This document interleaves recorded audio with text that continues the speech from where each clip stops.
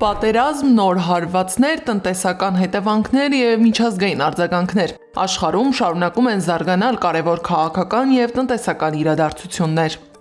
ԱՄՆ նախագահ Դոնալդ Թրամփը հայտարարել է, որ Հորմուզի նեղուցում իրանական հարվածների հետևանքով պատճառված վնասը կփոխհատուցվի Թեհրանի սառեցված ակտիվներով։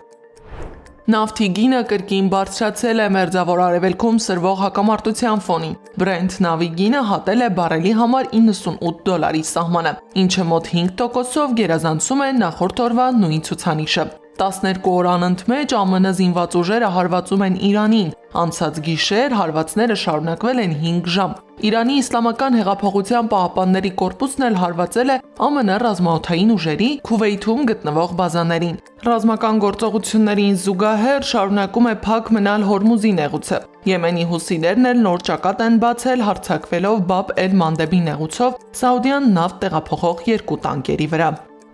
Միացյալ Նահանգների հարվածի հետևանքով Իրանի Ահվազ քաղաքում 4 մարդ է զոհվել, ևս 5-ը վնասվածքներ ստացել, իսկ Բենդեր Աբասին հասցված հարվածի պատճառով 2 մարդ է տուժել։ Պայթյուններ են հնչել իրանական Ֆիրուզաբադ և Թեֆթ, Խորեմաբադ և Ջասկ, Օմիդիե և Էնդիմեշկ քաղաքներում, Հոնդաբա շրջանում և Քեշմ կղզում։ Տուժածների մասին տեղեկություն չկա։ Թրամփը հրամանագիր է ստորագրել առևտրային կանոնների խստացման մասին, նոր սակագներն ուժի մեջ են մտնում հուլիսի 24-ից և վերաբերում են 60 երկրի ապրանքներին։ Բացի Ռուսաստանի Դաշնությունից և Ղազախստանից, ցուցակում են նաև Մեծ Բրիտանիան, Ճապոնիան և Եվրամիության երկրները։ Ուկրաինական հարվածներից Ռուսաստանում կրկին Վայլդբերիզի պահեստներ են այրվել, կան տուժածներ։ Հարվածների մասին տեղեկություններ կան Լենինգրադի, Տվերի մարզերից և Ղրիմից։ Վայլդբերիզը հայտնել է, որ Սանկտ Պետերբուրգում իր լոգիստիկ համալիրների աշխատանքը ժամանակավորապես դադարեցվել է։